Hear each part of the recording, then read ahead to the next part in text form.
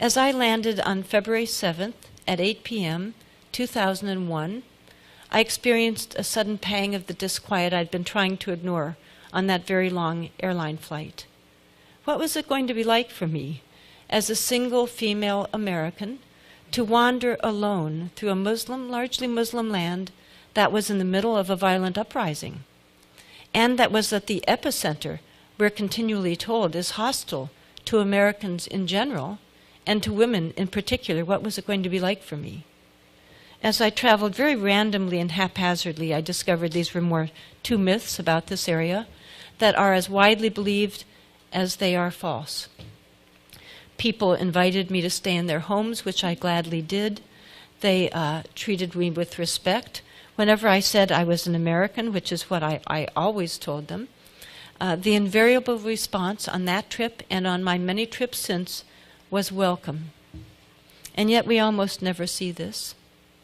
On that trip, I'll just tell you a little bit about it, but I found more about what was being done to Palestinians. Remember, this was by this time February of 2001. Before a single rocket had been fired, about 5 years before Hamas had been elected. Those are the two reasons, supposedly, Israel's attacking Gaza. Well, this is what Gaza looked like. These are the pictures I took. Here it is. That was filled with families. This is the Tufa area of Khan Yunis in southern Gaza.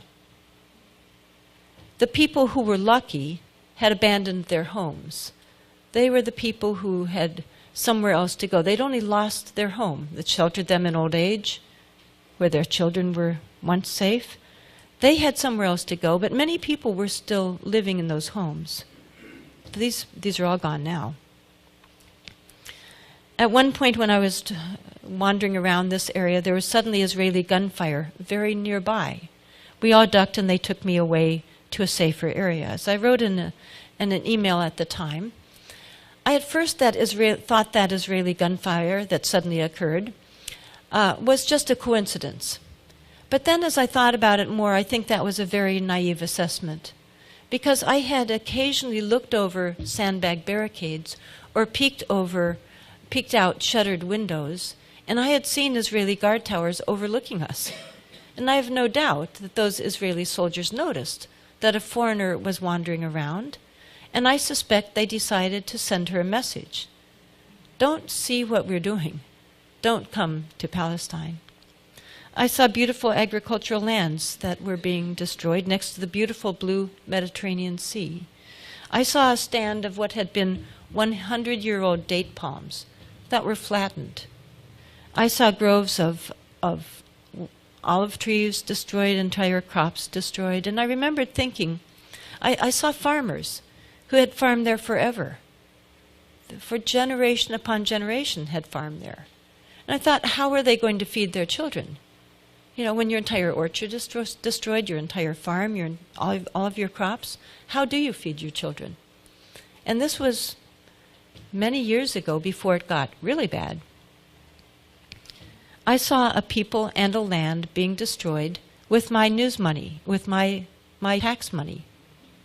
To me, that's newsworthy. I think as Americans, sometimes we're sort of used to seeing images of third world poverty. I think we're troubled by them, but we tend to think, well, there's so much, what can I do? But that's not what I was seeing. I was seeing intentionally created poverty through the use of American money. And I saw much more. I don't like seeing suffering. I don't like seeing children in pain. But since even by that time, thousands of children had been injured through the use of my tax money, it was my job to see them. And all I had to do, it turned out, was go to the nearest hospital. And I saw children with bullets in their back, often in their back because they were running away, and in their stomach, and in their heads. I saw a brain-dead 12-year-old.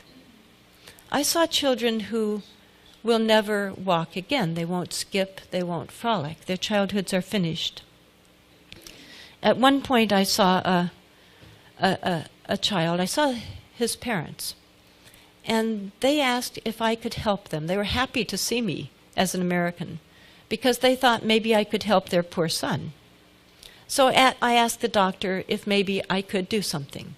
Maybe a surgical team could be flown in from the U.S., or maybe their son could be flown back to the United States. Sometimes that's possible. And the doctor explained to me that he hadn't yet found the right time and the right way to tell the parents, but that their son was totally and eternally paralyzed. So I knew something they didn't know, and I wished that I didn't. And now you do too. That's what I saw in Gaza, and then I went to the West Bank to a newspaper office. And when I first arrived there, they said a 9-year-old boy was just shot, and maybe you'd like to go see. And I thought, no, I wouldn't like to go see. But I did. I was there for all of us, and I took pictures. I saw where he had been sitting watching his father paint the walls. I saw the wet paint, the toy trucks, the blood on the floor. I saw the wall hanging that had a bullet hole in it, and I was told that says, "Thinking of God makes our hearts grow calm." I saw the needle point over the front door that I could read myself. It said, "God bless our home." The family had moved in 10 days before to their dream house. I saw the flowers in the living room and the family photos on the wall. And I saw the parents when they got back from the hospital. I heard the mother and the sisters weeping and weeping. And I saw the father walking around shell-shocked. It looked like he was sleepwalking in a bad dream that will never end. And I saw the neighbors come in to try to comfort them. At one point I heard a man tell the father, when it looked like he was about to break down, "Your son is a bird in heaven now." The next day was the funeral, and the next day there was another. There were funerals pretty much every day. And for the second one was for a woman who had had 3 sons, 18, 14, and 12. And she had been killed. So as I was interviewing people, I suddenly found myself next to a woman who it turned out was the dead woman's neighbor. This woman had gone to college in the U.S. She told me about her friend. She said that just a few days before, her friend had been asking her what it was like to go to college in the U.S. because her 18-year-old son wanted to go to college in the U.S.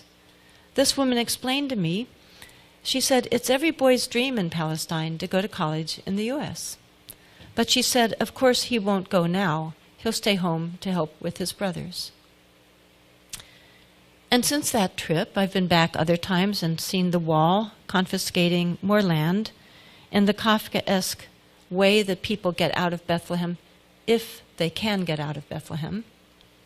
And these are my pictures from the last time I visited Gaza in around 2010.